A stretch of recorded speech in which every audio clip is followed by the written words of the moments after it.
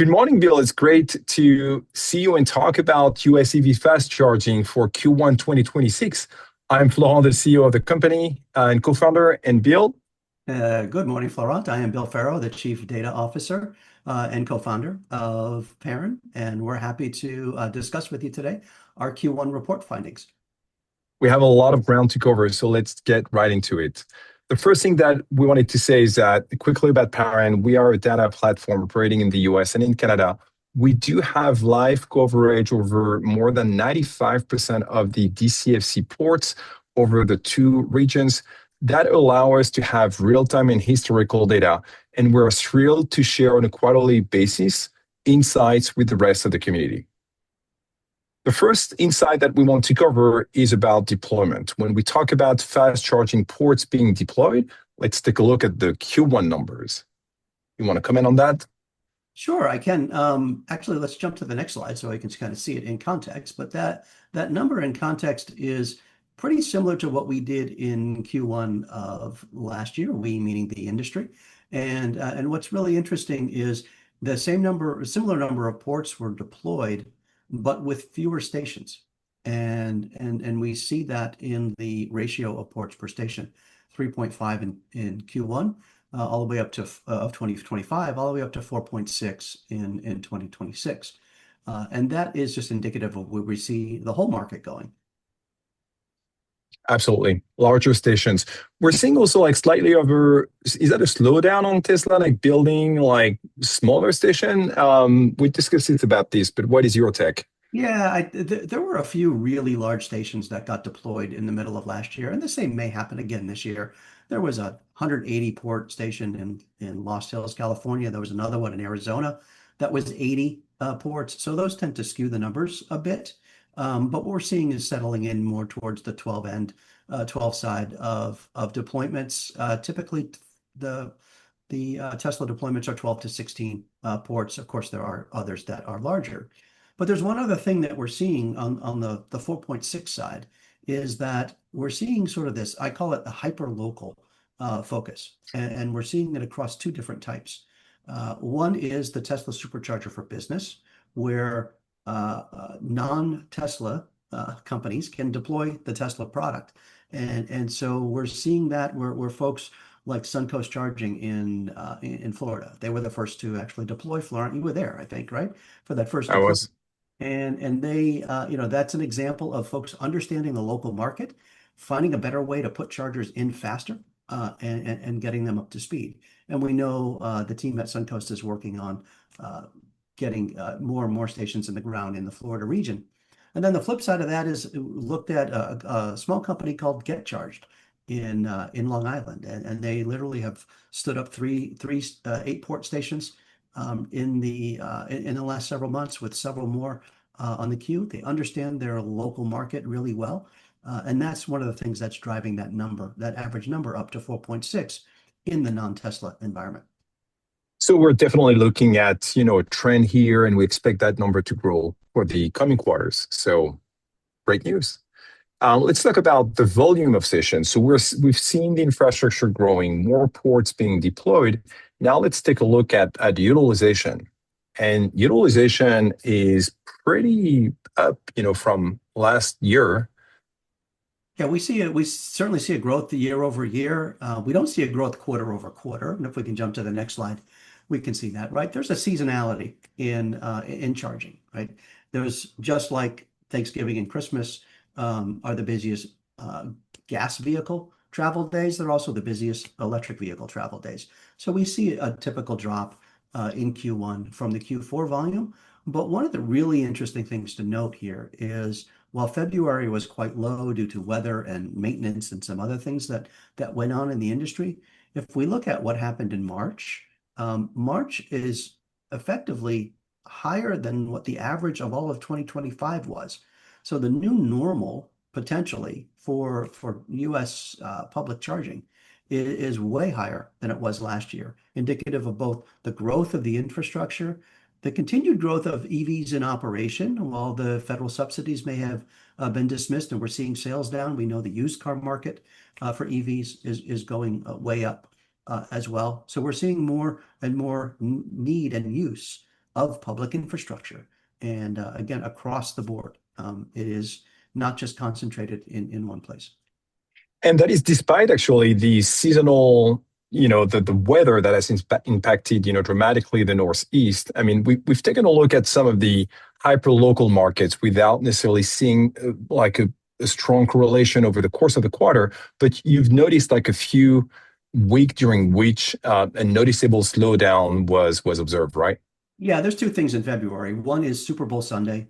Nobody charges on Super Bowl Sunday. Comparatively speaking, everybody is either locally, in their local region, let's say. So it's really interesting to see that those numbers come in. And then, of course, there were some significant storms that happened in the Northeast. I think there were 3 or 4 states, maybe more, that literally the governor said, "Do not travel," and people listened because the chargers were operational.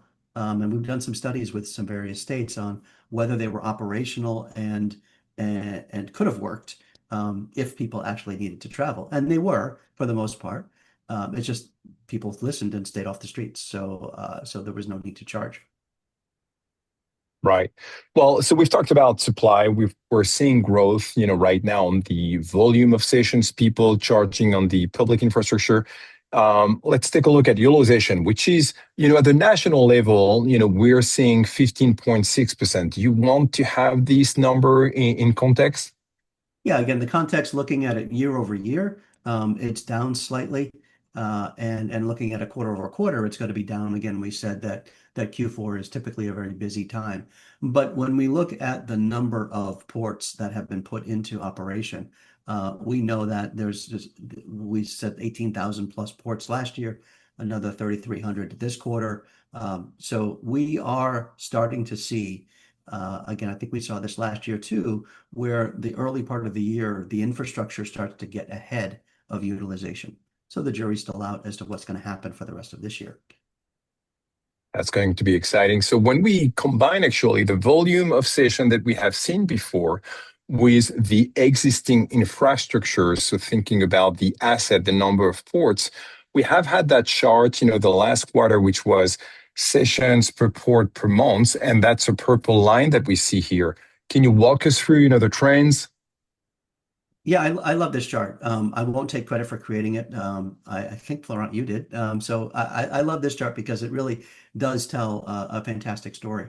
And if you look at the 3 points, January, February, March, and compare them, relatively speaking, to January, February, March of 2025, you will see that for each one of them, they're slightly lower, right? And in February, it was significantly lower, but the other two are slightly lower. And that is really telling us that the infrastructure is ahead of charging at this point, which is a good thing heading into the rest of this year. If we're to see, like I said before, look at how high March is from a utilization perspective. So if that continues, we're going to need every one of those ports in order for nationally for us to maintain a steady state. We don't want to get into where we were in July and August of last year, where the infrastructure has to support more and more ports because then it becomes too stressed. There is the Goldilocks zone, which we talked about before. And also, we're talking about this number at the national level, but we are seeing some very hyper local, differences. If you look at a market like LA, Miami, or New York City, I mean, the dynamic is definitely different. We're talking about national trends here.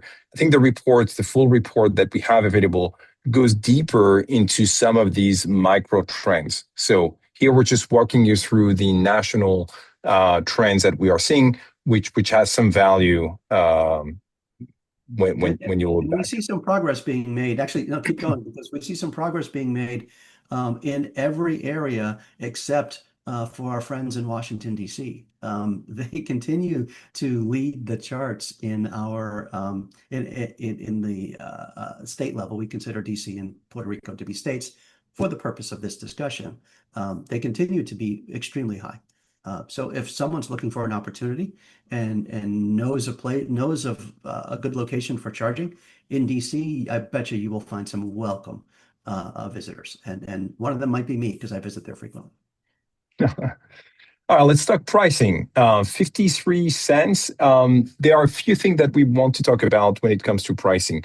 Number one, maybe Bill, you want to talk about why this price might be slightly different from what we shared, last quarter, and also we can, talk about that price in the context of what we are seeing for energy costs this quarter.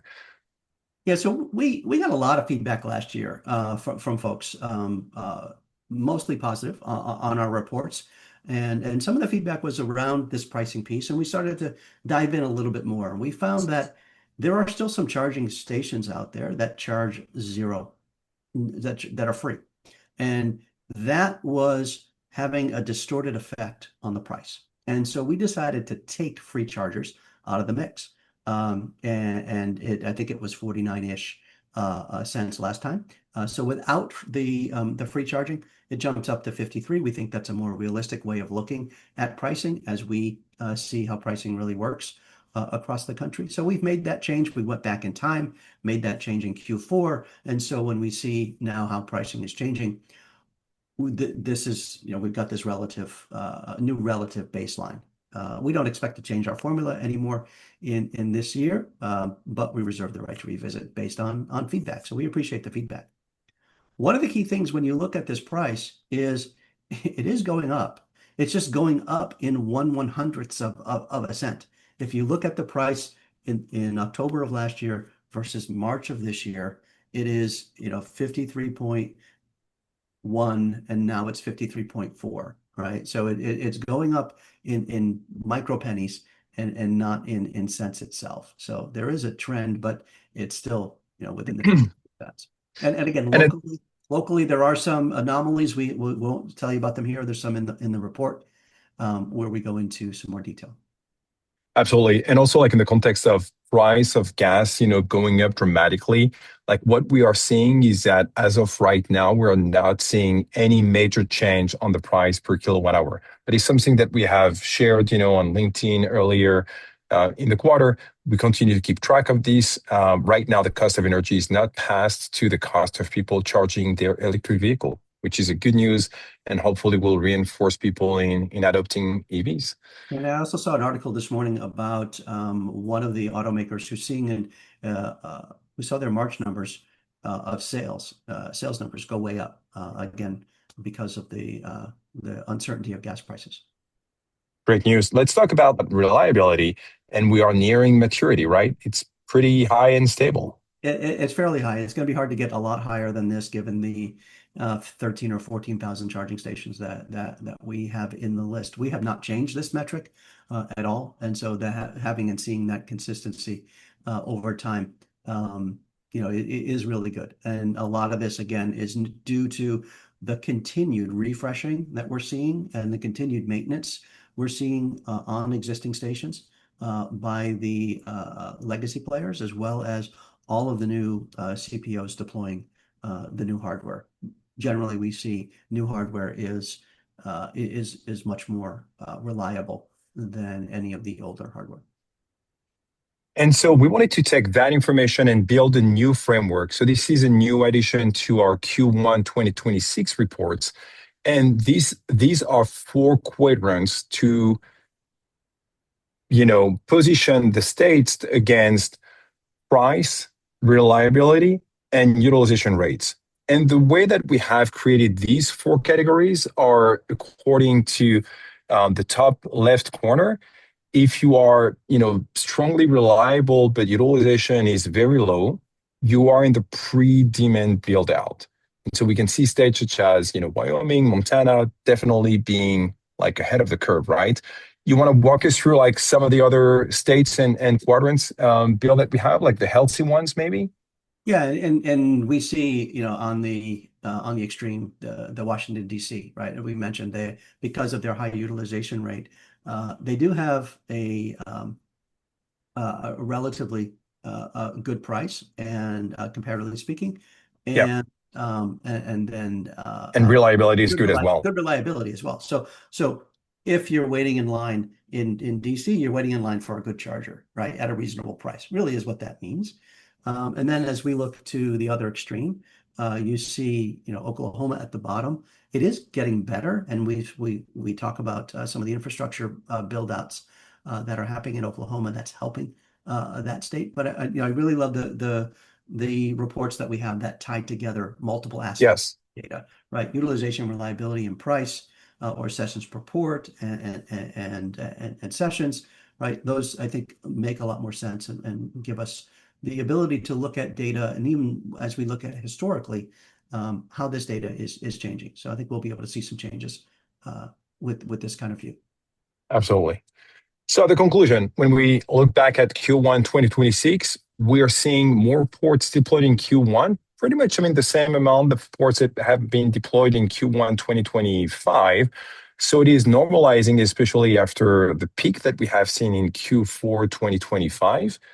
Despite that new addition of ports to the market, utilization remains steady at 15.6%, and it is slightly down from Q4. Excuse me, but it's also like reflecting the seasonality that we are seeing, year over year from Q4 going into Q1.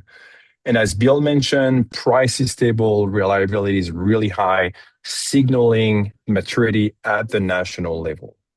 So to conclude, we have, the snapshot and the reports is available for free on our website. We have a lot of additional metrics available for anyone to review. We won't get into the specific of that visual right here. Feel free to scan this QR code. I think there might be a link. I'm sure there is a link on this YouTube video taking you to the website. And Bill, anything else you would like to add about? And as I mentioned before, continue the feedback. We love to get Yes. feedback. And so hello@paren.app is the easiest way to reach all of us. And we review each one of those very carefully and provide an explanation or any kind of details. We're happy to chat about the data in anytime. Thank you so much, Bill. All right. Thank you, Florent.